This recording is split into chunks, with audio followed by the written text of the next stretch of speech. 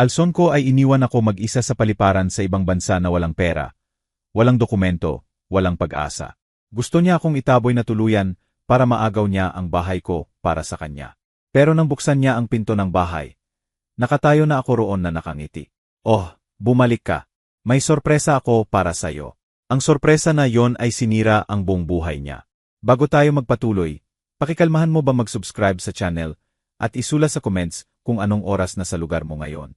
Bumalik ako mula sa banyo at nakita ko silang magkakasama na parang mga konspirador. Si Roderick at Corazon, magkadikit ang ulo, bulungan ng may pagmamadali na tumigil nang lumapit ako.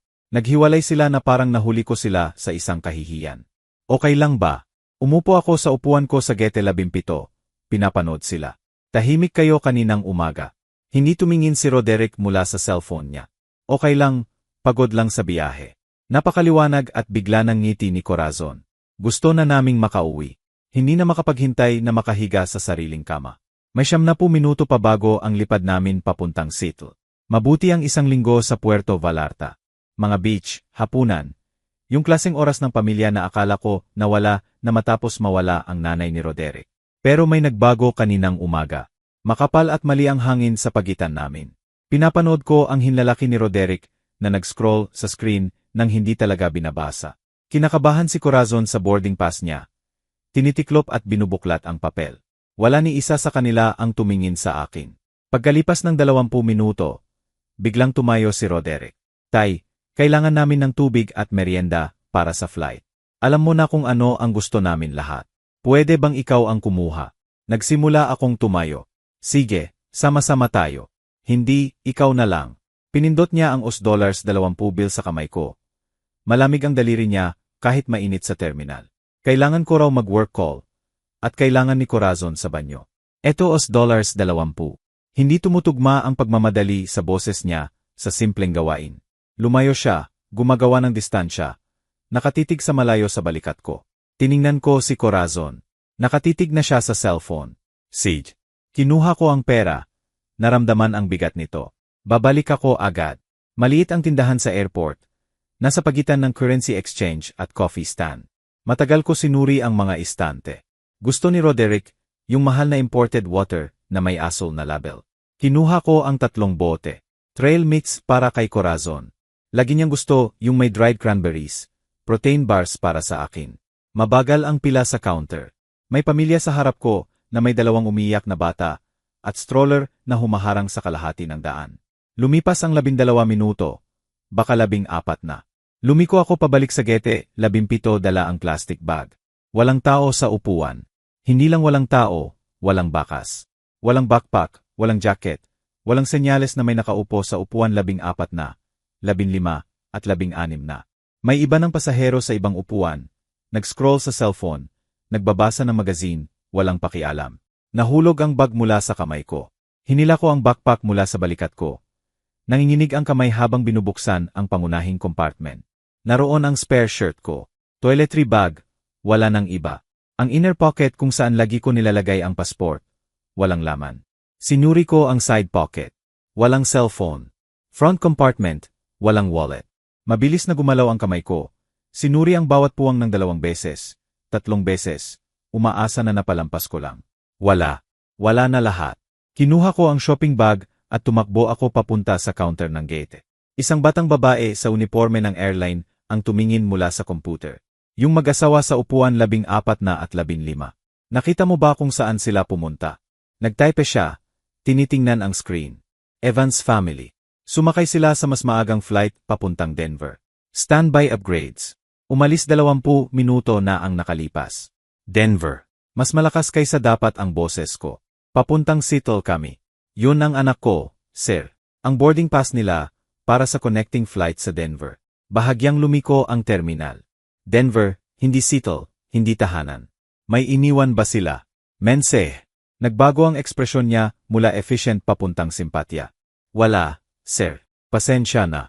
Naglakad ako pabalik sa walang laman na upuan. Umupo ng biglaan. Kinuha ang $20 bill mula sa bulsa. Naroon pa rin, sariwa pa rin. Yun lang ang pera ko sa mundo ngayon. $20. Binigyan niya ako ng $20 at kinuha ang lahat.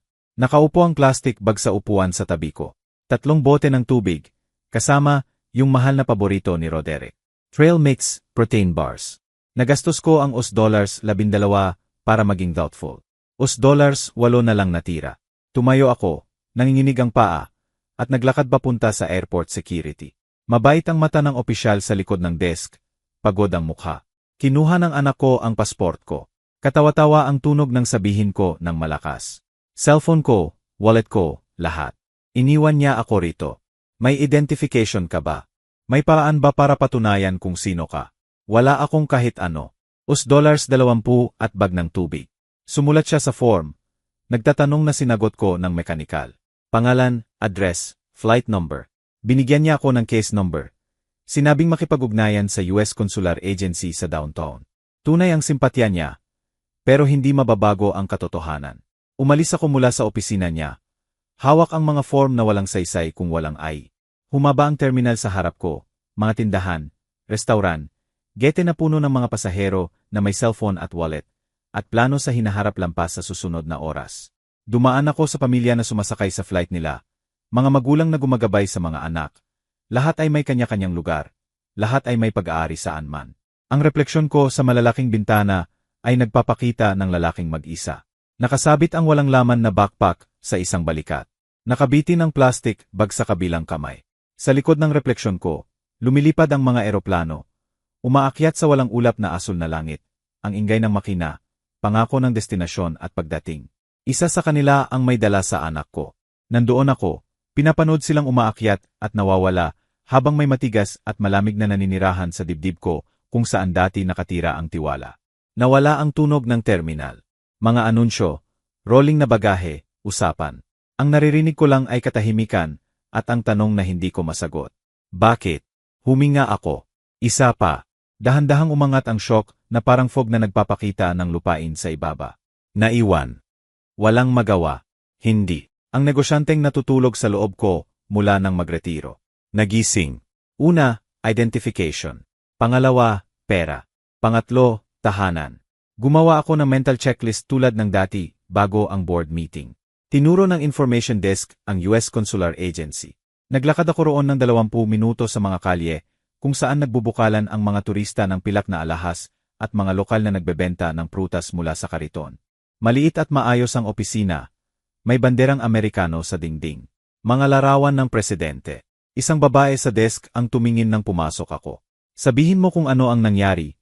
Emar Evangelista. Simulan mo sa simula. Si Patricia Henderson ang pangalan niya. Umupo ako sa harap niya at ikinuwento lahat. Ang bakasyon, ang paliparan, ang walang laman na upuan. Iniwan ako ng anak ko sa paliparan. Kinuha ang pasport ko, cellphone ko, wallet ko, lahat. Hinihintay niya ang panulat sa form. Ginawa ito ng anak ko. 2 taon na siyang nakatira sa bahay ko ng libre. Sa tingin ko gusto niyang itago ito. Nagbago ang ekspresyon niya. Lumayo ang profesional na distansya. Pumalit sa personal. Inilapag niya ang panulat. Makakapag-issue kami ng emergency passport. 3 business days ang minimum. Kailangan ng police report at bayad na $135. Inilabas ko ang bulsa ko sa desk niya. $8, mga barya sa Mexico. Resibo ng almusal 3 araw na ang nakalipas. Ang $20 bill. Nag-excuse si Patricia. Bumalik pagkalipas ng 0 minuto na may papeles at balita. Ipaliban ang bayad hanggang makauwi ako. May emergency assistance fund para sa agarang pangangailangan. Babayaran ko raw ulit. Nakita niya yon, sabi niya. 28 taon sa trabaho ang nagturo sa kanya kung sino ang magbabayad at hindi. Hindi ka nasira, sabi niya, inililipat ang mga form sa desk. Galit ka. Ang mga galit ay nakakauwi. Sa labas ng consular office, umupo ako sa bench, hawak ang mga form. Lumapit ang isang babae, si Maria mula sa airport information desk. Nakilala ko ang mukha niya. May pamilya ka bang matawagan? Kaibigan. Ang anak ko ang pamilya ko. May kapitbahay ako. Pero walang paraan para makausap sila. Dahan-dahang tumango siya. Minsan ang pinakamalapit sa atin ang pinakamalayo.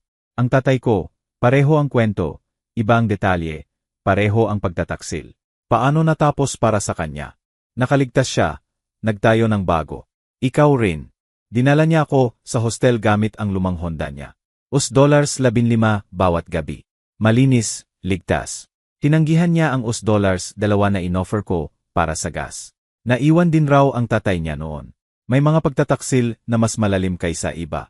May 6 na bunk bed ang kwarto sa hostel, at amoy ng hangin sa dagat at sabon ng labada. Kinuha ko ang lower bunk sa sulok. Ang mga kasama ko, 2 German backpacker, isang construction worker mula sa Guadalajara, nagbahagi ng hapunan.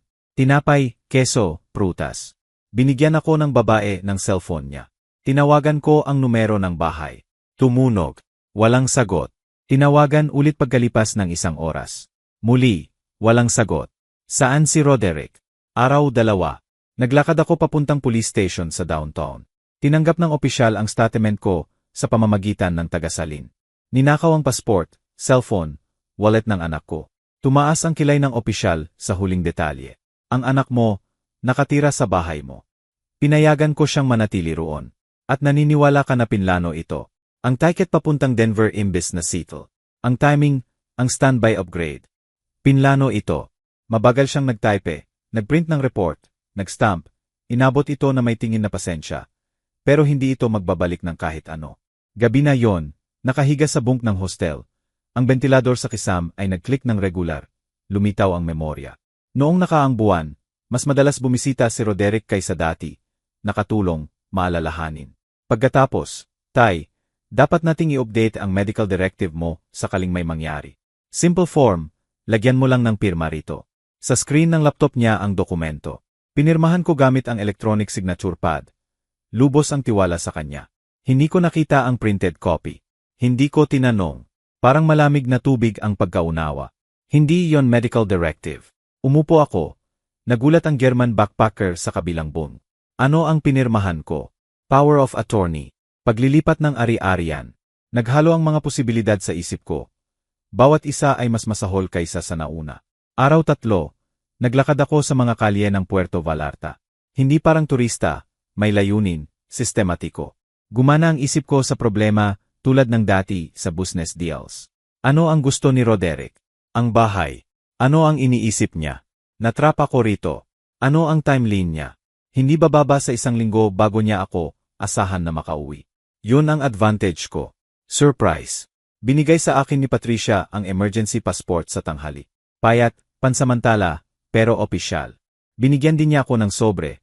$600 cash mula sa Emergency Assistance Fund. Bayaran mo kapag kaya mo na. Nakahanap ako ng internet cafe. $1 isa para sa 30 minuto. Seattle Direct, $420. Binuko para bukas ng umaga. Dumaan ang flight ni Roderick sa Denver. Nabanggit niya ang meetings roon. 2 araw, baka 3. Mauna ako sa bahay ng hindi bababa sa 3 araw. Sa hostel, gumawa ako ng sariling checklist. Idokumento ang lahat. Palitan ng mga lock. Hanapin ang papel na pinirmahan ko. Kumuha ng abogado. Ipaliwanag ni Roderick ang sarili niya mukha-mukha. Hindi revenge. Katarungan, may pagkakaiba yon. Tinanong ako ng German girl kung okay lang ako. Nakahiga ako sa bunk, nakatitig sa kisame, malamang mukhang seryoso. Baka ayaw niyang malaman, sabi niya. Ibig sabihin hindi sumasagot si Roderick sa tawag. Yun ang inaasahan ko. Akala niya stuck ako rito. Mali siya. Kinabukasan, sumakay ako sa flight papuntang Seattle. Economy, middle seat, sa pagitan ng nanay na may natutulog na baby at teenager na may headphone. Nasa bulsa ng shirt ko ang emergency passport. $100 at 65 sa medyas ko. Nagtatsi ang eroplano sa runway. Sa maliit na bintana, lumiliit ang Puerto Vallarta sa ibaba natin. Beach, hotel, ang paliparan kung saan nagbago ang lahat. Umalis ang mga gulong sa lupa. Hindi ako tumingin pabalik. Nasa sito na ang isip ko. Nasa harap ng pinto ng bahay. Nagpaplano na ng ekspresyon ko kapag bumasok si Roderick at nakita ang tatay niya na naghihintay. Nawala ang seatbelt sign. Nagsimula ang beverage service ng flight attendant. Tubig, please. Liber. Tipirin ang bawat dolyar. 3 oras at 40 minuto papuntang Seattle. Hindi alam ni Roderick na darating ako. Tumama ang mga gulong sa konkrete runway na may jaring tod na nagsasabing nasa bahay ka na. Lumiko ang eroplano habang nagbre-brake. Umuungal ang makina sa reverse. Sa bintana, nakita ko ang Seattle. Madilim na ulap ng ulan, evergreen na burol, pamilyar na gusali ng airport. Tahanan. Pero iba na ang tahanan ngayon. Hindi na kanlungan, larangan ng digmaan.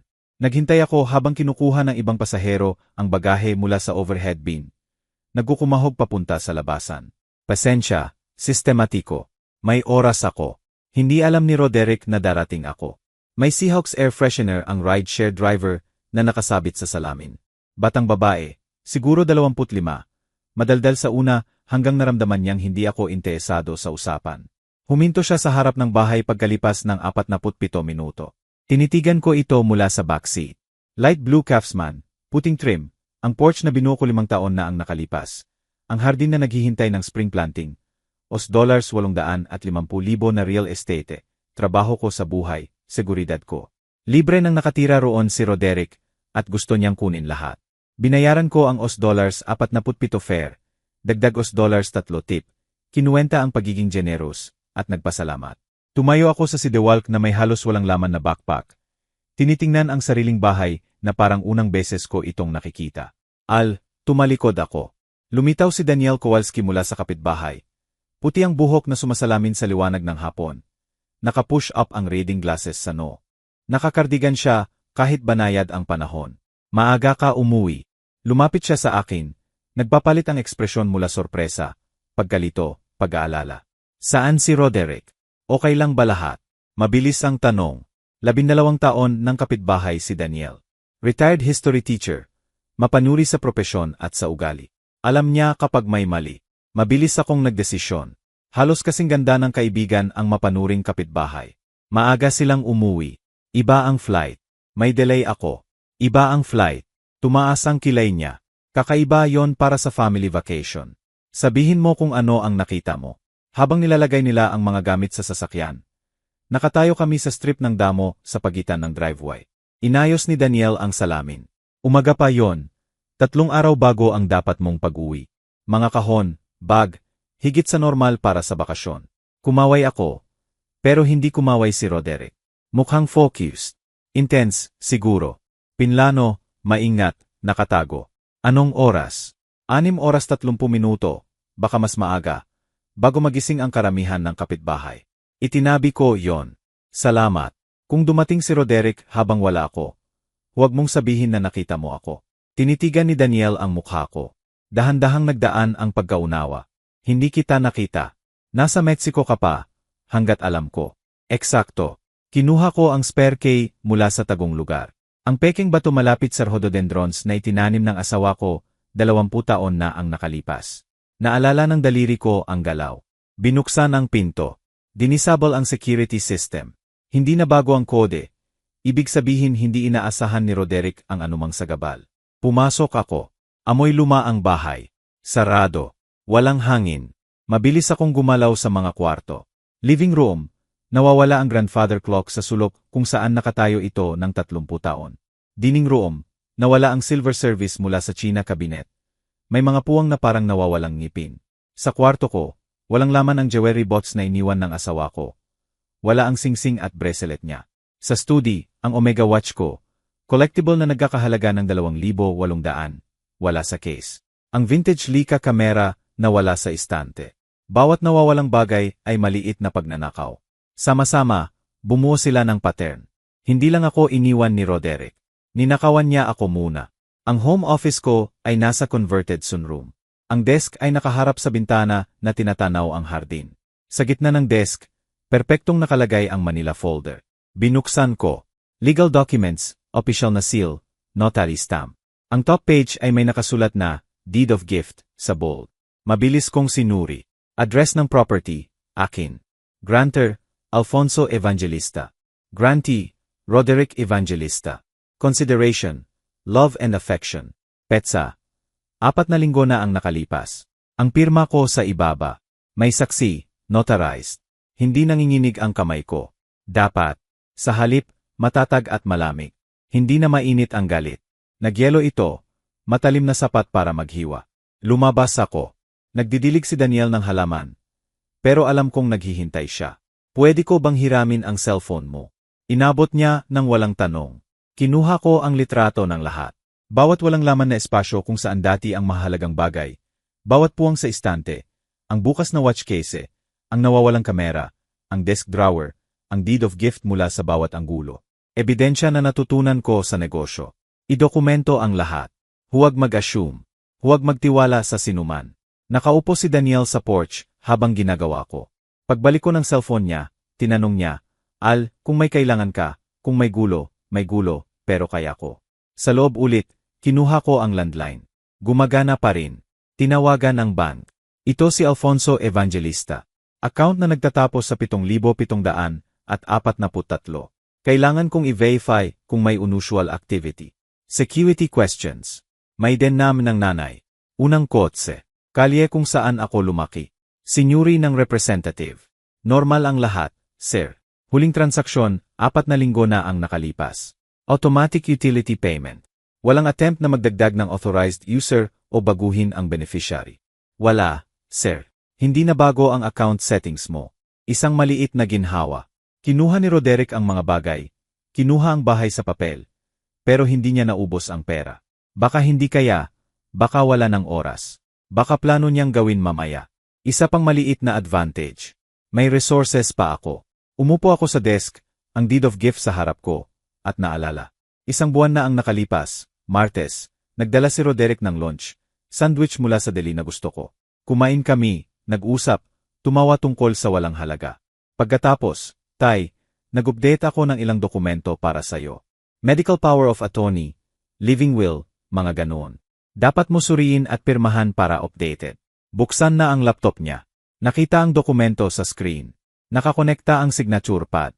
Pinirmahan ko electronically. Lubos ang tiwala. Hindi ko nakita ang printed copy. Hindi ko tinanong kung ano talaga ang sinasabi nito. Noong Martes na yon, sandwich na yon, pirma na yon, doon ko nawala ang lahat. Tumayo ako mag-isa sa living room habang dumidilim sa labas. Nagsalita sa walang laman na bahay. Akala mo may iwan ako. Akala mo matagal akong mawawala para ma-establish mo ang pag-aari. Tinitigan ako ng refleksyon ko mula sa madilim na bintana. Mali ka. Dumaan ang liwanag ng umaga sa east kitchen window. Tumatawid sa mesa kung saan umupo ako na may instant coffee sa chip mug. Ang list na ginawa ko kagabi ay nasa harap ko. May mga na-cross out, may bagong idinagdag, may mga priority na double ang bilog. Sa tuktok ng list, abogado. Ginugol ko ang nakarang gabi sa laptop ni Daniel. Naghahanap ng 3 real estate attorney sa downtown. Lahat may karanasan sa property dispute. Pinakamadalas lumitaw ang pangalan ni Margaret Chen sa successful case outcomes. Eksaktong 8 oras, tinawagan ko ang opisina niya. Sumagot ang receptionist, professional at practiced. Humingi ako ng consultation, sinabing urgent. Nagsimula siyang mag-alok ng petsa sa susunod na linggo. Ninakaw ng anak ko ang bahay ko. May dokumento ako. Kailangan ko ng tulong ngayon. Katahimikan sa linya. Pagkatapos, hold, please. Lumipas ang 30 segundo. Iba ang boses na sumagot. Si Margaret Chen ito. Sabihin mo kung ano ang nangyari. Binigyan ko siya ng condensed version. Tinamaan ang K-Fax. Nagtanong siya ng 3 tanong. Notarized ba ang dokumento? Tunay ba ang pirma mo? Alam mo ba kung ano ang pinipirmahan mo? Hindi. Pumunta rito sa 11 oras. Dalhin ang dokumento at anumang ay na meron ka. Naghanda ko para sa meeting na parang business presentation. Kinuha ko ang lahat. Ang deed of gift, emergency passport, bank statements, litrato na ninakaw na items, written statement ni Daniel tungkol sa pagkakita kay Roderick na naglo-load ng cargo. Inorganisa ng chronological sa Manila folder. Maingat akong nagbihis, pinlansa na shirt, slacks, jacket. Mahalaga ang itsura. Hinuhusgahan ng tao ang credibility sa presentation. Sa downtown ang opisina niya. 20 TA floor. Corner view ng Puget Sound. Mas maliit si Margaret Chen kaysa inaasahan ko. Siguro 53, precise sa galaw at pananalita. Gray streak black, hair na nakapullback ng mahigpit. Amoy papel at printer toner ang opisina. May law books sa 2 dingding. Tinuro niya ang upuan sa harap ng desk niya. Worn leather. Hugis ng maraming kliyente na may maraming problema. Umupo ako. Inilagay ang deed of gift sa desk niya na parang ebidensya sa korte. Naglagay siya ng reading glasses. Sinimulang suriin. Hindi nagbago ang ekspresyon. Pero mas mabilis ang galaw ng panulat. Gumagawa ng notes. Pagkalipas ng 5 minuto, tumingin siya. Maayos na naisakatuparan ang deed of gift na ito. Legit ang notary seal. Standard ang wika. Mukhang tunay ang pirma mo. Tumango ako. Kaya legal, mula sa petsa sa dokumentong ito. Pag-aari na ng anak mo ang bahay mo. Parang physical na suntok ang mga salita. Gayunpaman, at mabigat ang salitang yon. Kung mapatunayan mong niloko ka tungkol sa tunay na layunin ng dokumento, maaari tayong mag-argue ng fraud. Inikot niya ang computer monitor patungo sa akin. Punong-puno ng screen ang deed of gift, enlarged. Ikwento mo ang pagpirma. Ano eksaktong sinabi sa iyo ng anak mo? Sinabi niyang update sa medical directives ko. Power of attorney kung maging incapacitated ako. Makatwiran. 63 na ako. Binasa mo ba ang dokumento bago pipirmahan? Sa laptop screen niya ipinakita. Maliit ang text. Mabilis niyang ni-scroll. Sinabi niyang standard language. At hindi mo nakuha ang signed copy. Hindi. Akala ko na file na sa records niya para sa emergency. Mabilis ang galaw ng panulat niya sa notepad. Yun ang angle natin. Misrepresentation ng nilalaman ng dokumento. Concealment ng tunay na layunin. Ginawa niya ang copies ng lahat. Ibinalik ang originals. Niscan ang deed. Enlarged ang notary section. Maingat na ginawa, profesional, pinlano. Tinuro niya ang mga detalye sa screen. Makikita rito ang pangalan ng notary. Kakailanganin kong i-interview sila. Mabilis siyang nagtype ng notes. May gastos ito. Retainer, court fees, posibleng expert witnesses. Handa ka ba rito? Nagbenta ko ng business 3 taon na ang nakalipas. May resources ako. Sulit ito sa bawat dolyar. Magkano ang gastos? Realistic na numero. Retainer ngayon. 5,000. Kung pumunta sa full trial, 20 hanggang 40,000 pa. Baka higit kung malakas ang laban niya. Hindi ako nagdalawang isip. Susulatan ko ang tsek. Ano ang odds natin? Kung mapatunayan ang deception, 60 paghahati, 40 pabor sa'yo. Baka mas mataas kasama ang konteksto ng abandonment sa airport. Pero mahirap patunayan ang fraud. Hindi ako alis sa bahay ko. Hindi ko inakalang gagawin mo. Kaya ko nilinis ang schedule ko. Susunod ang police station. East Precinct. Hapon. Fluorescent lights, gasgas na linoleum, metal chairs. Nag-file ako ng formal complaint. Pagnanakaw ng ari-arian mula sa airport. Ninakaw na passport, wallet, cellphone.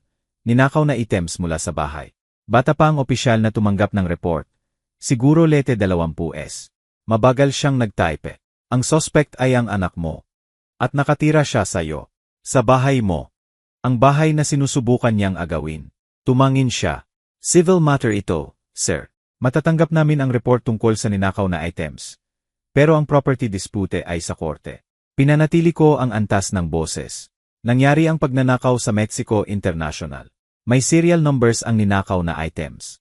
Criminal yon. Mas mabilis siyang nagtype. Humingi ng serial numbers. Ibinigay ko. Nakadocument ang watch at kamera para sa insurance. Tinanong niya ang value ng silver service. Conservatively ko tinantya. $3,500. Pagkalipas ng 70 minuto, binigyan niya ako ng case number. May magfo-follow up, sabi niya. Tono na nagpapahiwatig na huwag masyadong umasa. Bumalik ako sa opisina ni Margaret. Pinanood ko siyang magtrabaho. Mabilis ang pagtype, pagprint, pagsigin, pagkolekta ng documents. Motion to invalidate deed of gift based on fraud and undue influence. Ang header A, requesting expedited hearing given the living situation dispute. Kinolekta niya ang mga pahina, tinastaple. Sisilbihan ang anak mo ng mga papeles na to. Malalaman niyang bumalik ka. Malalaman niyang lumalaban ka. Mabuti. Gusto ko siyang malaman. Dumating ang locksmith sa -5. Company van, toolbots, profesional na ugali, middle-aged na lalaki na si Frank. Maganda ang mga lock na to. Matagal nang tumagal. Bakit palitan? Security upgrade. Maayos siyang nagtrabaho. Front door, back door, garage entrance. Bagong key, bagong deadbolt, bagong seguridad. Wala sa akin ang pakialam. Sabi ni Frank habang nag-i-install ng front deadbolt. Pero hindi nagagana ang lumang key. Kung may kopya, yon ang punto. Nakuha ko. Peak resistant ang mga bago. Mas magandang proteksyon. $340. Binayaran ko nang walang pagdalawang isip. Sulit na gastos. Inabot ni Frank ang 3 set ng key. Disabled na ang lumang lock. Walang makakapasok gamit ang lumang key. Sinubukan ko ang bawat lock ng 2 beses. Matibay. Secure. Akin na ulit ang bahay. Pag-aalis ni Frank, naglakad ako sa bawat kwarto. Sinusubukan ang bagong lock. Makinis ang pag-ikot ng key. Madulas ang bolt. Perpekto. Inilagay ko ang isang set sa bulsa. Itinago ang pangalawa sa bagong lugar. Iniwan ang pangatlo sa desk. Pagkatapos, inilipat ko ang mga muebles, hindi eksaktong rearrangement. Pag-claim, itinulak ang couch ng 6 inches, pinaikot ang dining chairs. Maliit na pagbabago, pero pagbabago, minamarkahan ang teritoryo. Ginagawa ulit na akin ang espasyo. Dumilim sa Capitol Hill. Nakaupo ako sa front window. Secure ang bagong lock sa likod ko. Nakafile na ang legal documents. Naisumit ang police reports. Ang bahay ko, ang aking kuta, ang aking larangan ng digmaan. Sa kabilang kalye, nagliwanag ang ilaw sa mga bahay ng kapitbahay. Patuloy ang normal na buhay. Hindi na normal ang buhay ko mula sa airport. Baka hindi na ito maging normal.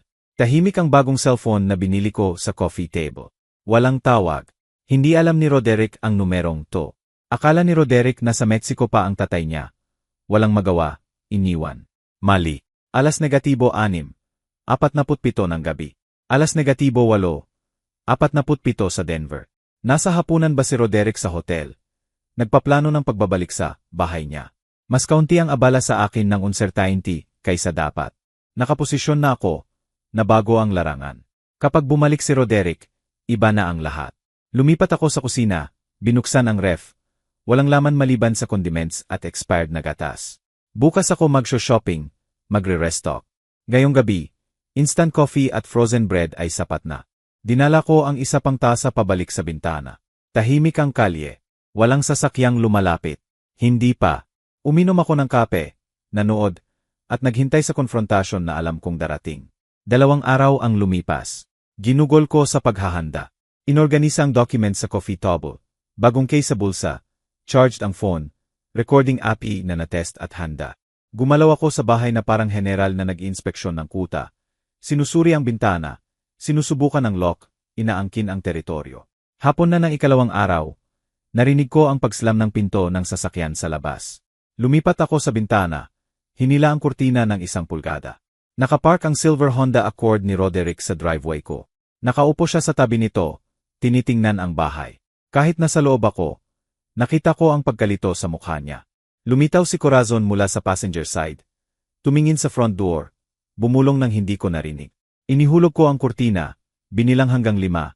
Naghintay sa doorbell o katok. Sa halip, narinig ko ang paggaskas ng key sa lock. Minsan, 2 beses, 3 beses, mas malakas. Walang silbi ang lumang key. Tahimik na nagmura si Roderick. Matulis ang boses ni Corazon sa pinto. Ano ang mali? Nadyan ba ang lock o ano? Mas maraming paggaskas. Metal sa metal. Walang umiikot. Pagkatapos ay katahimikan. Mga yabag na lumilipat sa paligid ng bahay. Sinusubukan nila ang back door. Narinig ko silang sumubok doon din. Mas maraming pagkalito sa boses nila. Naririnig sa dingding. Bumalik sila sa front porch. Tawagan mo siya, sabi ni Corazon.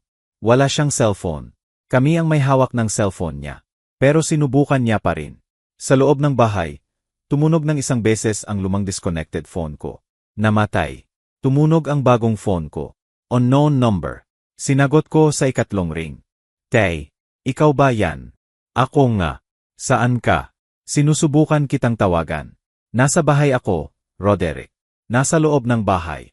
Hindi na gumagana ang mga key mo. Patay na katahimikan. Ano? Paano ka? Kailan ka? 3 araw na ang nakalipas. Halika sa front door. Kausapin natin. Binuksan ko ang pinto pero nakatayo sa frame. Hindi inaanyayahan silang pumasok. Mukhang pagod si Roderick. Kulubot ang damit. 2 araw na biyahe ang nakikita sa mukha niya. Nakaupo si Corazon ng bahagya sa likod niya. Matalimang mata, nag-a-assess. Sinubukan ni Roderick ang concerned son expression. Tay, salamat sa Diyos na ligtas ka. Nag-alala kami ng husto. Ano ang nangyari sa airport? Hinanap ka namin kahit saan. Itinaas ko ang kamay. Tumigil siya. Alam ko kung ano ang nangyari. Pinapunta mo ako para bumili ng tubig. Lumipad kayo sa Denver. Kinuha mo ang passport ko, cellphone ko, wallet ko, pera ko.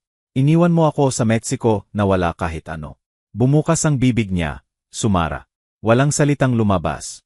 Lumapit ako ng kaunti para makita nila ang coffee table sa pamamagitan ng pinto. Maayos na nakastack ang legal documents. May ipapakita ako sa'yo. Kinuha ko ang top document. Hinawakan para makita nila ang header. Motion to invalidate deed of gift based on fraud. Namutla ang mukha ni Roderick. Yung dokumentong pinapirmahan mo sa akin. Yung sinabi mong medical directive. Hindi pala. Property transfer pala. Ninakaw mo ang bahay ko sa papel bago mo ako iwan sa ibang bansa. Hinawakan ni Corazon ang braso ni Roderick. Malamig na yelo ang boses niya. Kailangan namin ng abogado. Nag-recover si Roderick. Tumigas ang boses niya. Legal ang deed na yon. Na-review na ng abogado ko. Tunay ang pirma mo, notarized, legally binding. Akin na ang bahay na to. Ikaw ang trespassing. Kinuha niya ang cellphone. Tatawagan ko ang pulis para sa unlawful occupation. Hindi ako natinag. Siege. May report na ang Seattle Police East Pressing. Case number 774,821. Pagnanakaw sa Puerto Vallarta Airport. Ninakaw na items mula sa bahay na Tobago ang biyahe. Collectible watch. Vintage camera. Silver service. Nakita ng kapitbahay mo na naglo-load ka ng mga kahon. Nasa ibabaw ng cellphone ang daliri niya. Hindi nagdial. Nireport mo ako. Nireport ko ang theft, criminal acts. May pangalan mo, description mo, flight information mo ang pulis. Tawagan mo sila. Tingnan mo kung ano ang mangyayari. Kinuha ko ang sarili kong cellphone. Ipinakita ang screen. Nakikita ang pulang recording dot. Na-record ang usapan na to. Two-party consent state ang Washington. At ipinapaalam ko sa iyo ngayon. Lahat ng sasabihin mo mula rito ay nakadocument. Ibaba ni Roderick ang cellphone. Hinila ni Corazon ang braso niya. Bumulong ng urgent. Hindi pa tapos, sabi ni Roderick. Hindi pa. Pero hindi ito pupunta sa plano mo. Naglakad sila paatras mula sa porch, pababa sa hagdan, patungo sa sasakyan. Patuloy na tumitingin pabalik si Roderick sa bahay. Sa akin. Sa kung ano ang akala niyang naangkin niya. Nakaupo ako sa doorway hanggang makapasok sila sa sasakyan. Hanggang mag-back sila sa driveway, hanggang mawala sila. Pagkatapos ay isinara ko ang pinto. Matibay na nag-click ang bagong lock. Sumandal ako rito. Mabagal at matatag ang paghinga. Una round, akin. Sa bintana, pinanood ko ang paglaho ng sasakyan nila. Matatag ang kamay ko, pero tumitibok ang puso ko. Nahuhuli ang adrenaline ngayong tapos na ang confrontation. Naglakad ako sa bahay, sinusuri ang mga pinto at bintana mula sa ugali. Lahat secure. Sa kusina, nagbuhos ako ng tubig, ininom, nakatayo sa lababo. Tahimik ulit ang bahay. Tumunog ang phone ko. Text mula kay Daniel. Nakita ko silang dumating at umalis. Okay ka ba? Nagtype ako pabalik. Okay lang, salamat. Hindi siya nagtanong pa. Hindi ako nag-elaborate. Bumalik ako sa living room, kinuha ang mga dokumento mula sa coffee table. Inilagay pabalik sa folder. Motion to invalidate, police report, bank notifications, locksmith receipt, paper trail ng paglaban, paper trail ng digmaan. Tumunog ang phone ko. Opisina ni Margaret Chen. Sinagot ko, inaasahan ang tanong tungkol sa confrontation. Sa halip, boses ng paralegal niya. MR Evangelista. Nakatanggap kami ng notice mula sa opposing counsel. Nag-retain si Roderick Evangelista ng abogado. Si Robert Michels ang pangalan. Espesyalista sa property disputes. Nag-file siya ng countermotion na nag-a-assess ng validity ng deed at humihingi ng immediate possession pending court decision. Umupo ako. Nagsimula na talaga ang laban. 3 araw pagkatapos ng confrontation. Umupo ako sa opisina ni Margaret para sa strategy meeting. Inilipat niya ang makapal na dokumento sa desk niya. Maingat si Robert Michels. Nag-file siya ng expedited hearing sa possession na sinasabing unlawfully occupying mo ang property ng anak mo. Hindi nawala sa amin ang irony. Binasa ko ang motion. Legal na wika, pero malinaw ang mensahe. Malakas ang laban ni Roderick. Magaling si Michels. Nag-refill si Margaret ng kape. Nag-alok sa akin. Umiling ako. Binabago niya ang buong narrative. Ikaw ang unreasonable na magulang. Si Roderick ang biktima. Pero ang facts, Mexico, pagnanakaw, deception, mahalaga ang facts, pero mahalaga rin ang presentation. Ipinaghihiwalay niya ang criminal allegations mula sa property dispute. Ginagawa itong parang ginagamit mo ang criminal complaints para muling pag-usapan ang gift na pinagsisisihan mo. Hindi yon ang nangyari. Alam ko. Magdedesisyon ang judge kung alam niya. Kaya kailangan natin ng mas maraming ebidensya. Direct evidence ng fraud sa pagpirma. Ipinakita niya sa akin ang strategy ni Roderick. Nag-aargue si Michels na valid gift ang ginawa mo. Fully informed, properly executed. Ang posisyon niya ay pinagsisihan mo ito pagkatapos. Baka dahil sa away. Baka dahil nalilito ka sa pinirmahan mo. Hindi niya ina-acknowledge ang insidente sa Mexico sa feelings niya. Tinatrato niya ito bilang pure property dispute. Ini-ignore ang criminal context. Tumigil siya. Matalino. Pinapang-simple niya ang argumento. Naramdaman ko ang paglipat ng lupa, ang pag-rewrite ng narrative, ang pagiging family disagreement ng abandonment ko, ang pagiging regretted gift ng ninakaw kong bahay. Isang linggo pagkatapos ng confrontation, tumawag si Margaret na may mas masamang balita.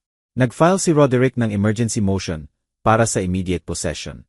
Ang argumento niya, homeless siya, nakatira sa hotel habang ang legal property niya ay inuukupan ng taong nagbigay nito sa kanya.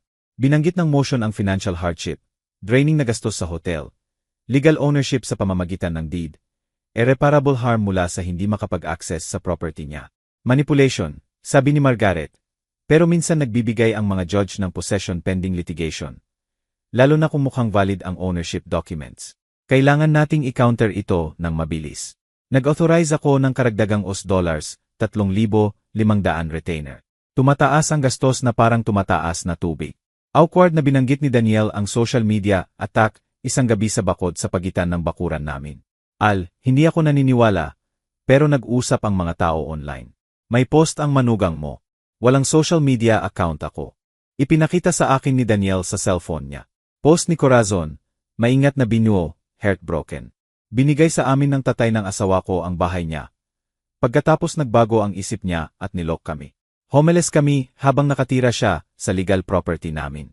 Hindi dapat gawin ng pamilya sa pamilya ang ganito. Mga komento sa baba. Dosenang nahahati sa suporta at suspetsa. Mga kaibigan ko noon na nagtatanong kung ano ang nangyayari. Na-invade ang privacy ko. Na-attack ang reputasyon ko. Dapat ba akong sumagot? Magpaliwanag. Tinanong ko si Daniel.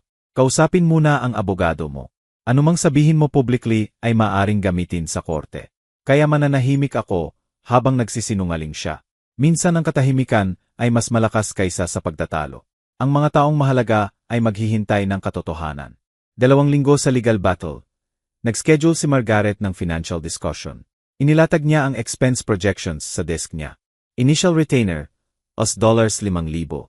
Karagdagang filing fees at discovery, $3,500 na nagastos na. Kung pumunta sa full trial, depositions, expert witnesses, court time, tinitingnan natin ang $40,000 hanggang $60,000 total. Baka higit kung dinadagdagan ni Michaels. Tinitigan niya ako. Kailangan mong maintindihan kung ano ang ikinokomit mo. Ito ang pera para sa mortgage, retirement savings. Taya ni Roderick na mag-settle ka imbes na magbayad ng mga gastos na to. Tiningnan ko ang mga numero. Sapat ang nakuha ko sa pagbebenta ng business. Pero masakit ng iba ang panonood sa pagkaubos ng savings kaysa inaasahan. At kung magsisettle ako, bibigyan siya ng paraan para umalis. Depende kung ano ang i-offer mo. Pero nagre-reward ang settling sa pagnanakaw. At nararamdaman na ni Roderick ang dugo ngayon. Maaring mag-demand siya ng unreasonable terms. Kaya lumaban o sumuko. Yun ang opsyon sa anumang digmaan. Nakipagkita ako sa financial advisor ko, si Patricia, na nag-manage ng retirement investments ko ng 8 taon. Nag-run siya ng numbers, nagpakita ng scenarios. $50,000 sa loob ng 6 na buwan.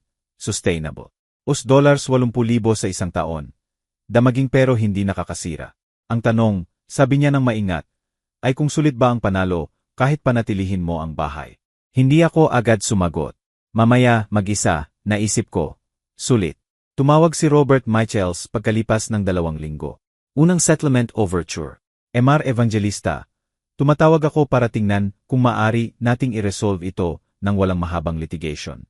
Handa ang kliyente ko na i-lease muli ang property sa iyo sa reasonable rate hanggang makahanap ka ng alternatibong tirahan. Ang property ay akin. Hindi ako nagre-rent ng sariling bahay. Sabihin ng deed ay iba. Sinusubukan kong maghanap ng middle ground. Fraudulent ang deed. Walang middle ground sa pagitan ng pag-aari at pagnanakaw. Lumamig ang tono niya. Kung ganoon, makikita kita sa korte. Nagsimula akong magdokumento ng lahat ng obsessive. Daily log ng events, timeline ng interactions, financial records na nagpapakita ng house payments at ownership history. Mga litrato ng nawawalang items. Ginawa ko ang guest bedroom na war room.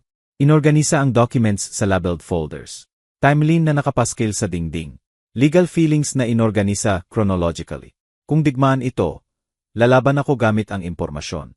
2 linggo sa phase na to, umupo ako sa living room na napapaligiran ng legal documents, bank statements na nagpapakita ng depleted retainer, cost projections ni Margaret, counter motions ni Roderick, social media attacks ni Corazon, bigat na naipon.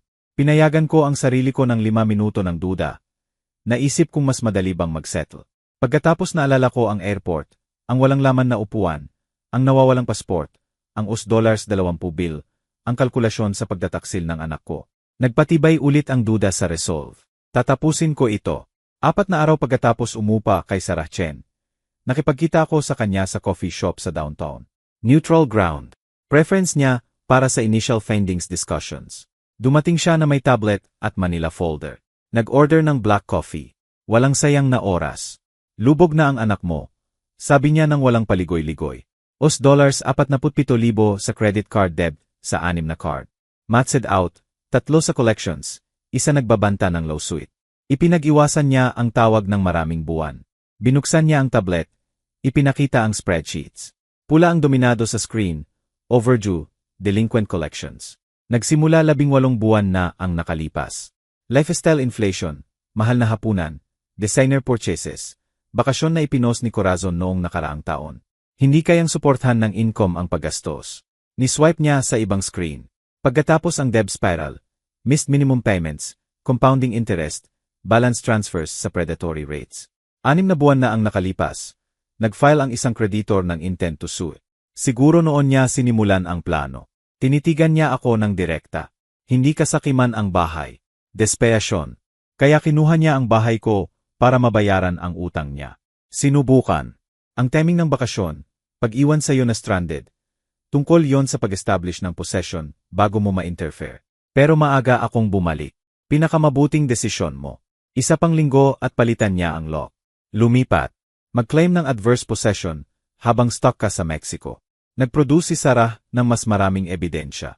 Emails mula sa 3 iba't ibang real estate agents. Lahat na kontak noong Pebrero. Subject line sa lahat. Property evaluation request. Ipinadala niya ang address mo. Inilaawan ang bahay. Humingi ng market analysis. Ipinakita niya ang responses. $830,000 estimate. $860,000 $840,000 average $845,000. Nagsushopping siya ng bahay mo habang nakatira roon bago ka pumirma ng kahit ano bago ang Mexico. Napatunayan nito ang planning. Binasa ko ang emails ng 2 beses. Malamig na kalkuladong paghahanda. Tinantya ng anak ko ang bahay ko na parang merchandise. May higit pa. Sabi ni Sarah, gray area ito legally. Data broker internet search records. Technically purchasable pero maaring ay question ng korte. Ipinakita niya pa rin. Search queries mula sa IP address ni Roderick. Timestamp Enero at Pebrero. Paano kumbinsihin ang magulang na ilipat ang property? Deed of gift yes, quitclaim deed. Maaari bang i-reverse ang property transfer? Ano ang mangyayari kung iwan ang matandang tao sa ibang bansa? Yung huli noong Pebrero, 18 ang nagpabalik sa tiyan ko. Nagre-research si Roderick ng abandonment, 6 na linggo bago gawin. 2 araw bago ang preliminary hearing. Sinuri ni Margaret ang lahat ng bagong ebidensya sa conference room niya. Ang financial desperation ay nagbibigay ng motive. Ang realtor contacts ay nagbibigay ng premeditation. Ang search history, tumigil siya. Makapangyarihan yon. Pero posibleng inadmissible depende kung paano nakuha. I-include natin sa brief. Pero maghanda para sa challenge ni Michels. Inorganisa niya ang documents sa presentation order. Magte-testify ka tungkol sa pagbirma. Ilarawan eksaktong ano ang sinabi sa iyo ni Roderick. Paano ipinakita ang dokumento na hindi mo nakita ang printed copy. Pagkatapos ay hahampasin natin sila ng planning evidence. Pinraktis ako ni Margaret sa testimony. Mock cross-examination. Ang paralegal niya ang gumanap bilang Michels. Mr. Evangelista, pinirmahan mo ang dokumentong ito, tama. Pero walang pero. O hindi. Pinigilan kami ni Margaret. Susubukan niyang gawing, hindi lang ang sagot mo. Iwasan yon. Pinapayagan ni Judge Morrison ang witness na magpaliwanag. Gamitin yon. Nagpraktis kami ng 2 oras. Mas matalim, malinaw, hindi defensive ang mga sagot ko. Dumating ang hearing. King County Courthouse, Department 15. Umaga sa huling bahagi ng Abril. Si Judge Patricia Morrison ang presiding. Mid negatibo 50s. Reputasyon para sa no-nonsense. Efficiency. Umupo ako sa plaintiff table sa tabi ni Margaret. Sa kabilang easel, si Roderick, Corazon, at Michels. Unang beses magkasama ang ama at anak mula sa porch confrontation. Hindi tumingin sa akin si Roderick. Nagpresent si Margaret ng opening arguments. Fraudulent transfer sa pamamagitan ng misrepresentation. Elder exploitation. Criminal abandonment context. Nag-counter si Michels. Valid gift. Proper execution. Plaintiff's remorse na bihis bilang fraud claims. Walang ekspresyon na pinakinggan ni Judge Morrison. Emar Evangelista, ikaw muna ang magte-testify. Umakyat ako sa witness stand, kamay sa Bible. Nanumpa ka bang magsabi ng katotohanan, buong katotohanan, at wala kundi katotohanan? Ginabayan ako ni Margaret sa chronology. Relasyon ko kay Roderick. Pagpayag sa kanila na manatili ng libre. Ang pagpirma noong Pebrero. Ano ang sinabi sa iyo ng anak mo tungkol sa dokumento? Sinabi niyang update sa medical power of attorney ko. Standard language tungkol sa healthcare decisions kung maging incapacitated ako. Sinabi niyang pirmahan ko para updated. Binasa mo ba ng mabuti ang dokumento? Sa laptop screen niya ipinakita. Maliit ang text. Mabilis niyang ni-scroll. Sinabing standard boilerplate. Nagdiwala ako sa kanya. Anak ko siya. Nag-cross-examine si Michels ng agresibo. Pero pinirmahan mo ito, Emar Evangelista. Edukado ka. Nagpatakbo ng business ng mga dekada. Kaya mong magbasa ng legal documents. Pero sinasabi mo na hindi mo naintindihan kung ano ang pinirmahan mo. Hindi ako natinag. Naintindihan ko na ipinakita bilang medical directive. Hindi ko alam na property transfer pala hanggang mahanap ko ang recorded deed mga linggo pagkatapos. Nag-pivot si Michels. Totoo bang may disagreement kayo ng anak mo pagkatapos ng biyahe? Walang disagreement. May abandonment at pagnanakaw. Judge Morrison. Sagutin ang tanong kung ano talaga. Emar Evangelista. Nagpresent si Margaret ng investigation evidence. Financial records na nagpapakita ng utang ni Roderick. Emails sa realtors. Timeline ng planning. Paulit-ulit na nag-object si Michels. Relevance. Ang financial situation ng kliyente ko ay hindi nag-invalidate ng illegal property transfer. Nag-argue si Margaret na nagbibigay ito ng motive para sa fraud, your honor. Nagpapakita na hindi gift, kundi scam mula sa financial desperation. Sinuri ni Judge Morrison ang documents, gumawa ng notes. Nag-o-order ako ng expert examination ng signing circumstances. Independent notary expert para suriin kung sinunod ang proper protocols. Magbibigay ng experts ang magkabilang panig. Patuloy ang hearing sa loob ng 6 na linggo pending expert report.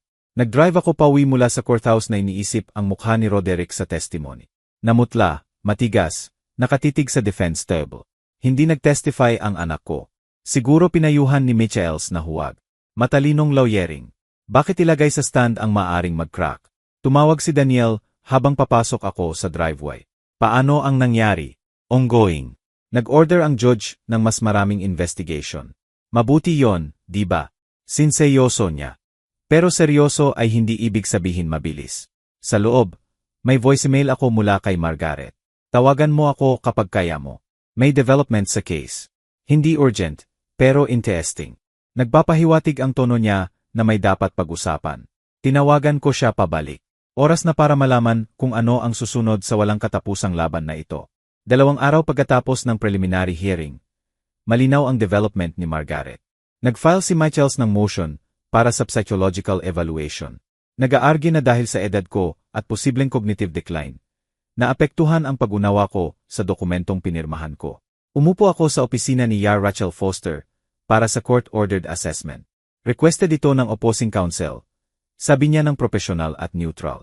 Iminumungkahi nilang may cognitive impairment na nag-aapekto sa kakayahan mong maintindihan ang legal documents. Susuriin ko ang memory, comprehension, decision-making capacity. Ang results ay mapupunta sa parehong abogado at sa korte. Nakuha ko ang ibig sabihin.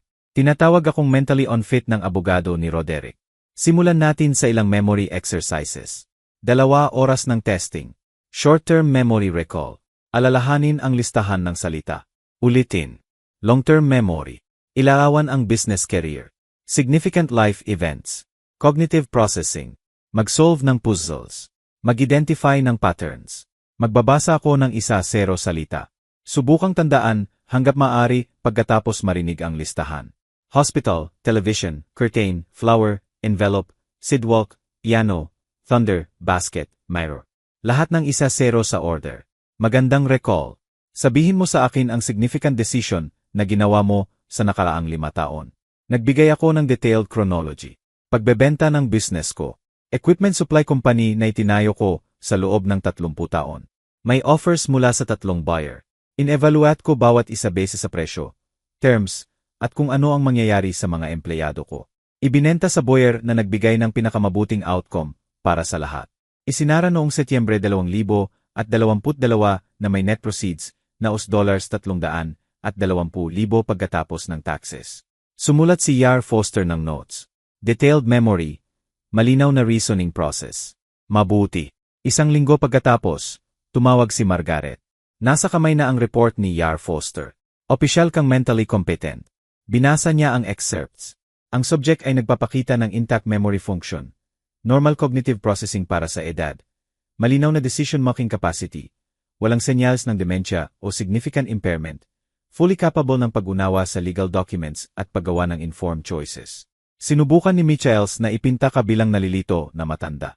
Dinudurog nito ang narrative na yon. Tumawag din si Sarah Chen ng araw na yon. Coincidence, pero fortunate timing. Nahanap niya ang notary mo. Si Frank Morrison, freelance, nagtatrabaho mula sa home office. Nagkaroon ako ng informal interview. Nagkwento siya. Tumigil siya para sa effect. Binayaran siya ni Roderick ng $300 cash para manotarize ang pirma mo sa Starbucks. Hindi sa opisina niya, hindi sa bahay mo, coffee shop. Inamin ni Frank na nag-alinlangan siya, pero kailangan niya ng pera. Paglabag yon sa notary protocols. Nakipagkita kami ni Margaret kay Frank Morrison pagkalipas ng 3 araw sa maliit niyang opisina sa Ballard. Kinakabahan si Frank. Mid-negatibo 40S, manipis ang buhok, apologetic na ugali.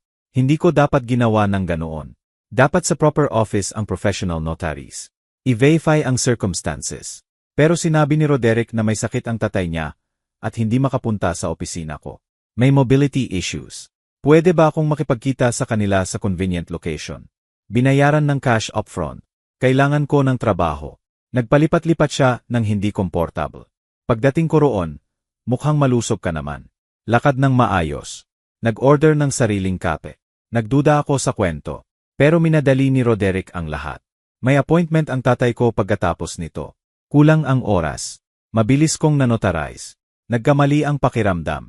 Inihanda ni Margaret ang statement niya ng legal na precise. Ako, Frank Morrison, licensed notary public sa Washington State, ay nagpapatunay na ang statement ay nagdedetalye ng Starbucks meeting, ang cash payment. Ang rushed insistence ni Roderick, ang procedural irregularities. Alam mo bang malamang matatapos na ang notary business mo? Tumango si Frank. Alam ko, pero mali ang ginawa ko. Dapat tinanggihan ko.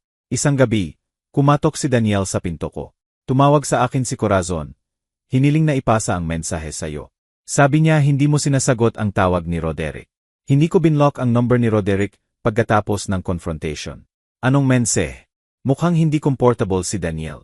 Nag-o-offer siyang mag-settle. Pipirmahan nila ng quitclaim deed. Ibabalik ang bahay legal sa'yo kapalit ng $200,000. On-time payment. Umalis sila. Tapos ang case. $200,000. Kapatak ng value ng bahay. Sabi niyang pag-isipan mo, isaalang-alang ang legal costs na kinakaharap mo. Matatapos ito ngayon. Agad ang sagot ko. Hindi. Sabihin mo sa kanya hindi. Kinabukasan, napag-usapan namin ni Margaret. Hindi siya nagulat. Nakikita nila ang pag-ipon ng ebidensya. Psychological report, notary statement, financial desperation, proof ng premeditation. Matalino si Corazon para malaman na talo sila. Exit strategy niya ang $200,000. Tinitigan niya ako. Pero kung manalo tayo ng buo, libre at malinaw mong makukuha ang bahay mo. Kung magsisettle ka, magbabayad ka ng malaking halaga para sa pagnanakaw nila sa'yo. Hindi kami magsettle. Hindi ako magbabayad ng ransom para sa sariling property. Inabot ni Sarah ang final investigation report niya. Comprehensive documents na nagsummarize ng lahat. $2,000 ang gastos, pero sulit sa bawat sentimo. In-file ito ni Margaret bilang supplemental evidence. Nakakadurog ito sa case nila. Lumipas ang 3 linggo. Intense preparation. In-file ni Margaret ang lahat ng bagong ebidensya sa korte. Nag-file si Michaels ng counter-arguments. Naging paper war ang legal battle. $17,000 na ako sa case ngayon. 4 na araw bago ang scheduled hearing. Tumawag si Margaret na may urgency na hindi ko pa narinig. Inilipat ni Judge Morrison ang hearing namin ng 2 araw mula ngayon. Sinuri niya ang lahat ng ebidensya at gusto ng oral arguments agad. Mabuti ba o masama? Unknown. Pero hindi ina-expedite ng mga judge ang cases na plano nilang i-dismiss. Nakakita siya ng isang bagay na humihingi na mabilis na resolusyon. Tumigil. Maghanda ka. Baka matapos ito ng mabilis. Sa isang paan o iba. Pumasok si Judge Morrison. Tinawag ng bailiff. All rise. Tumayo ang lahat. Umupo siya. Umupo ang lahat. Choreography ng hustisya. Lumapit si Margaret. Tandaan mo, anumang mangyari sa susunod na ilang oras ay magdedesisyon sa lahat. Tumango ako. Hindi ko kailangan ng paalala. Sinuri ni Morrison ang notes niya. Tumingin. Sinuri ko ang lahat ng isinumite na ebidensya. Ang hearing na ito ay tutugunan ang motion to invalidate ang deed of gift based sa fraud. Mr. Michaels, maaari kang magsimula. Tumayo si Michaels, inayos ang necktie. Direktang nagsalita kay Morrison. Your Honor, simple lang ang case na ito. Adult son, aging father, legitimate estate planning conversation. Pinirmahan ng ama ang deed of gift. Na-verify ang pirma niya. Tunay, properly notarized. Ngayon, mga buwan pagkatapos ng family disagreement, sinasabi niyang fraud. Tinuro niya ng dismissive ang stack ng ebidensya ni Margaret. Ang financial difficulties ay hindi nagpapatunay ng fraud. Pre-planning ay hindi nagpapatunay ng fraud. Family conflict ay hindi nagpapatunay ng fraud. Naninindigan ang deed sa legal merit nito. Umupo siya, confident. Masyadong confident. Kinuha ni Margaret ang statement ni Frank Morrison. Your Honor, ang sworn statement ng notary ay nagdedetalye ng procedural violations na nag-invalidate ng notarization. Sa Starbucks nangyari ang signing, hindi sa proper office. Binayaran si Mr. Morrison ng $300 cash. Hindi karaniwan para sa serbisyong karaniwang nagkakahalaga ng $25. Sinabihan siyang may mobility issues si Mr. Evangelista at hindi makapaglakbay. Maliwanag na hindi totoo. Kinuha niya ang isa pang dokumento. Nakipag-ugnayan ang defendant sa 3 real estate agents bago ang bakasyon. Humingi ng property valuations. Bago pa pumirma ang ama niya, tinatantiang parang merchandise ang bahay. Hindi estate planning yon. Theft planning yon. Lumapit si Morrison. Mr. Michaels, paano mo ipapaliwanag na nagbayad ang kliyente mo ng 12 beses na normal na notary fee para sa serbisyo sa unusual location? Tumayo si Michaels. Baka gusto niyang i-accommodate ang schedule ng tatay niya.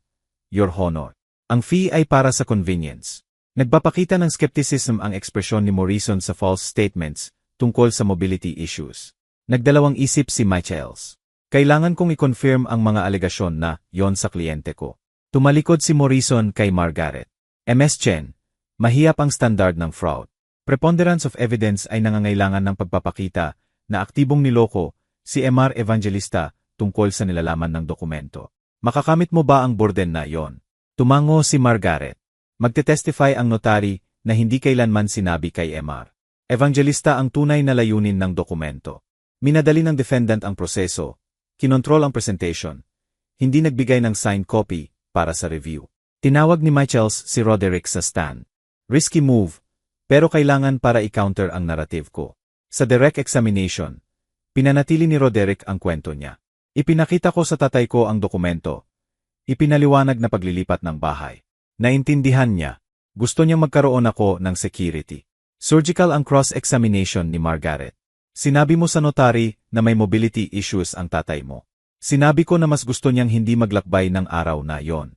May mobility issues ba siya? Hindi eksakto, pero o hindi. Hindi. Nagbayad ka ng $300 cash para sa notarization. Gusto kong matiyak ang quality service. Sinabi mo ba sa tatay mo na medical power of attorney ang dokumento? Matagal na huminto si Roderick. Baka nabanggit ko ang medical planning sa usapan. Baka o ginawa mo. Bahagi ito ng broader discussion. Hindi mo sinasagot ang tanong, Mr. Evangelista. Pinanood ko ang mukha ng anak ko. Nakita ang tells, paghawak sa ilong kapag nag-hedge. Mata na lumilipat kay Michaels kapag direct ang tanong. Tumataas ang boses kapag defensive. Masamang nagsisinungaling siya sa ilalim ng oath. Nag-call si Morrison ng brief recess. Tumanggap si Margaret ng tawag sa phone. Humingi ng pahintulot na lumapit sa bench. Tahimik na nakipag-usap kay Morrison at Michaels. Bumalik sa akin. Nag-eksekite ang pulis ng search warrant sa storage unit na niyentahan sa pangalan ni Roderick. Nahanap ang watch mo, kamera, silver service. Lahat ng iniulat mong ninakaw. Sabay na validation at galit. Physical proof. Criminal evidence. Pag-reconvene ng korte, tinugunan ni Morrison ang magkabilang panig. Napagalaman ko na na-recover ang mga items na di umano'y ninakaw mula sa bahay ng plaintiff, mula sa storage unit ng defendant. Nagdaragdag ito ng criminal dimension sa civil case. I refer ang full sa prosecution. Namutla ang mukha ni Roderick. Hinawakan ni Corazon ang braso niya. Bumulong ng urgent. Humingi si Michaels ng sidebar. Nag-argue ng maikli sa bench. Umiling si Morrison. Tinuro silang bumalik. Bumalik si Michaels na mukhang talo. Bumulong kay Roderick, na lumuhod sa upuan. Kilala ko ang kustura na yon, ang pagbagsak ng taong nawala ang huling pag-asa. Nagbigay si Morrison ng ruling ng walang dramatic pause. Based sa ebidensyang ipinakita, natutuklasan ng korte na sa pamamagitan ng preponderance of evidence na ang deed of gift ay nakuha sa pamamagitan ng fraudulent misrepresentation. Nilabag ng notarization ang standard protocols. May material inconsistencies ang testimony ng defendant. Tumigil siya. Ang pattern ng premeditation kasama ang kasunod na abandonment sa Mexico at pagnanakaw ng ari-arian ay nagpapatunay ng intentional scheme imbes na legitimate gift. Ang deed ay idineklara ng null and void. Nananatili ang title kay Plaintiff Alfonso Evangelista. Dapat ibalik ang lahat ng ninakaw na ari-arian sa loob ng 48 oras. I refer ko ang criminal matters sa King County Prosecutor's Office para sa potential na charges. Bumagsak ang gavel. Natapos ang case. Nag-drive ako pauwi sa ilalim ng araw ng hapon. Akin na ulit ang bahay, legal, opisyal, permanente. Huminto sa driveway, umupo sa sasakyan sandali. Pareho ang bahay na binabalikan ko mga linggo na ang nakalipas pagkatapos ng Mexico. Pero iba na. Vindicated, protected. Akin. Bumaba ako, naglakad sa front door, isinuksok ang key ko. Ang bagong key na hindi magagamit ni Roderick. Inikot ito. Pumasok. Amoy tahanan ang bahay. Hindi tagumpay, tahanan lang. Sa bintana, nakita ko ang ilaw sa porch ni Daniel. Naglakad ako roon, kumatok. Binuksan ni Daniel, nakita ang mukha ko, agad na nakuha. Nanalo ka. Nanalo ako. Umupo kami sa porch niya na umiinom ng whiskey na iniimpan ni Daniel para sa special occasions. Nag-usap tungkol sa basketball, sa plano niya sa hardin, sa neighborhood. Normal na usapan. Pagkatapos ng mga buwan ng abnormal, parang pambihira ang normal. Naglakad ako pauwi sa ilalim ng streetlights, pumasok sa bahay ko, nilok ang pinto gamit ang key ko, tumayo sa tahimik na living room. Bukas ang aftermath. Ngayong gabi, kapayapaan lang. 2 araw pagkatapos ng ruling, nag-drive ako sa Seattle Police Evidence Facility para kunin ang ninakaw kong items. Stale na gusali ng gobyerno, fluorescent lights, bureaucratic forms. Nagdala ng plastic bin ang opisyal na may label ng case number ko. Sa loob, ang Omega Watch ng lolo ko, gasgas ang face pero tumatakbo, ang Leica camera, worn pero intact ang vintage leather case, silver service na nakabalot sa evidence bags, tarnished pero ma-restore. Pinirmahan ko ang receipt form, dinala ang bin sa sasakyan nang maingat na parang nagdadala ng marupok. Tahanan ulit. Binuksan ko ang bawat item. Una ang watch, hinulog, pinakinggan ang mechanical tick na bumalik. Itinakda sa tamang oras. Inilagay sa case sa dresser kung saan ito palaging naninirahan. Susunod ang kamera. Sinuri ang mechanism. Gumagana pa rin ang shutter. Ibinalik sa istante sa study. Kailangan ng polishing ang silver service. Ginugol ko ang isang gabi sa silver cleaner at soft cloth. Tinatanggal ang tarnish. Nagre-restore ng shine. Methodical na trabaho. Meditative. Bawat piraso na nililinis ay piraso ng buhay ko na naibalik. Tumawag si Margaret na may balita. Nag-issue si Morrison ng judgment order. Sama-samang liable sina Roderick at Corazon sa $15,000, reimbursement ng court costs mo, compensation para sa emotional distress, at damages para sa property theft. Kaya ba nilang bayaran? Walang katatawanan ang tawa niya. Hindi nila kayang bayaran ang kasalukuyang utang nila. Pumupunta ang judgment sa likod ng mahabang pila, pero nasa record nila. Permanenteng marka. Hindi ko kailangan ang pera. Gusto ko ang accountability. 2 linggo pagkatapos, tumawag ang prosecutor's office. Assistant prosecutor na si James Riley. Bata at overworked ang tunog. MR Evangelista, nag-o-offer kami sa anak mo ng PLEA agreement. Guilty plea sa theft at attempted fraud. Makakatanggap ng 2 years probation, restitution sa iyo, at community service. Walang jail time dahil walang prior record. Pero permanenteng conviction sa record niya. Ayaw ko ng revenge. Gusto ko ng accountability. Kung magagawa ng probation yon, tanggapin ang PLEA. Mukhang naluwa si Relay. Salamat. May mga biktima na nagtutulak para sa maximum punishment. Proportional ito. Proportional. Tama ang pakiramdam ng salita. Nakipagkita ako sa estate attorney na si Richard Taft sa Bellevue. Gusto mong tiyakin na hindi kailanman makaka-inherit ang anak mo ng property na ito. Tumango ako. Kailanman. Hindi kahit mamatay ako bukas. Hindi kahit mamatay ako sa 30 taon. Nag-draft si Richard ng bagong will sa computer niya. Malinaw na wika. Explicit kong dinidisinherit ang anak kong si Roderick Evangelista mula sa anumang claim sa estate ko. Kapag namatay ako, ililipat ang bahay ko sa Seattle Housing Foundation para gamitin sa low-income elderly housing. Pinirmahan ko na may kakaibang kapayapaan. Sinubukan ng anak ko na kunin ang lahat. Ngayon wala siyang makukuha. Hindi bilang parusa, bilang proteksyon. Inabot ni Margaret ang final bill ng personal. Professional courtesy, huling meeting para isara ang case. $11,500 total. May mga research costs na sinipsip ko at binawasan ang hourly rate para sa huling buwan. Sinulatan ko ang tseke ng walang pagdalawang isip. Iniligtas mo ang bahay ko at siguro ang katinoan ko. Sulit sa bawat sentimo. Ngumiti siya ng bahagya. Karamihan ng kliyente nagrereklamo sa legal fees. Karamihan ng kliyente ay walang anak na sumusubok agawin ang bahay nila. Maagang Agosto, mainit na gabi sa Seattle. Umupo ako sa front porch na may iced tea, nagbabasa ng newspaper. Sa dulo ng kalye, may moving truck na bumabalik sa apartment complex. Hinila ko ng curiosity para panoorin. Nakita ko ang pagluload ng furniture. Murang mga piraso. Ilan na kilala ko mula sa kwarto ni Roderick noon. Pagkatapos ay nakita ko sila. Si Roderick na nagdadala ng mga kahon. Si Corazon na nagdidirekta sa movers ng matulis na galaw. Eviction. Hindi na kayang bayaran ang rent. Nanatili ako sa porch, bahagyang nakatago ng rose bushes. Pinanood ko ang pagbagsak ng buhay ng anak ko sa mga cardboard bots sa rental truck. Mas payat, mas matanda, talo si Roderick. Mekanikal ang pagluload ng mga kahon, walang energy. Sumakay si Corazon sa passenger seat ng truck. Hindi tumulong. Sumakay si Roderick sa driver's seat. Umalis ang truck. Wala na. Umupo ako sa katahimikan. Pinoproseso ang nakita ko. Nanalo ako. Nangyari ang katarungan. Nawasak ang buhay ng anak ko. Wala sa mga yon ang maganda ang pakiramdam. Tapos lang. Mamaya, lumapit si Daniel, nakita ang moving truck. Sila yon, di ba? Evicted dahil sa non-payment. Paano ang pakiramdam mo rito? Walang laman. Hindi masaya, hindi malungkot, walang laman lang. Nanalo ka. Dapat maganda ang pakiramdam. Ang panalo ay nangangahulugang nawala ang lahat ng anak ko. Hindi yon tagumpay. Survival yon. Minsan ang survival ang tanging tagumpay na available. Lumapit ang Setyembre. Humupa ang tag-araw patungo sa Taglagas. Matibay na nakatayo ang bahay ko sa pundasyon nito sa Capitol Hill. Legal at emosyonal kong bahay. Kailangan ng atensyon ang hardin. Ginugol ko ang Sabado sa pagweed, pagtatanim ng fall bulbs, paghahanda para sa susunod na season. Tinulungan ako ni Daniel. 2 lalaki na nagtatrabaho sa Companionable Silence. Nag-inom kami ng beer pagkatapos sa porch ko.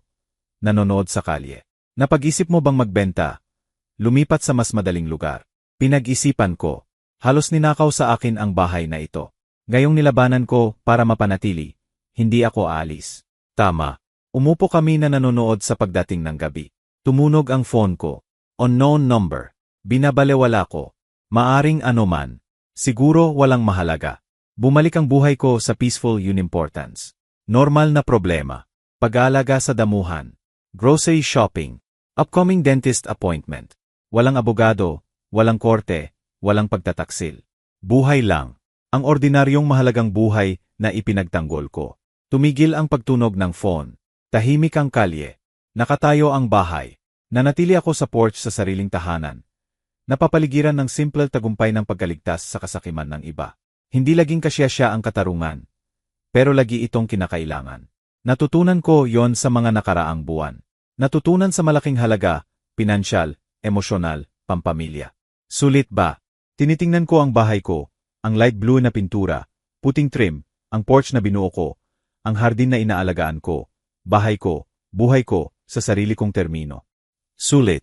Bawat dolyar, bawat stress, bawat masakit na sandali dahil may mga bagay na hindi mababayaran. May mga bagay na kailangang ipagtanggol. At may mga tagumpay, kahit masakit, na sulit pa ring manalo. Kung nagustuhan mo ang kwentong ito, pakikalmahan mo bang i-like ang video? Mag-subscribe sa channel at i-share ang iyong impresyon ng kwentong ito sa comments. Para makinig sa susunod na kwento, i-click ang box sa kaliwa. Salamat sa panonood.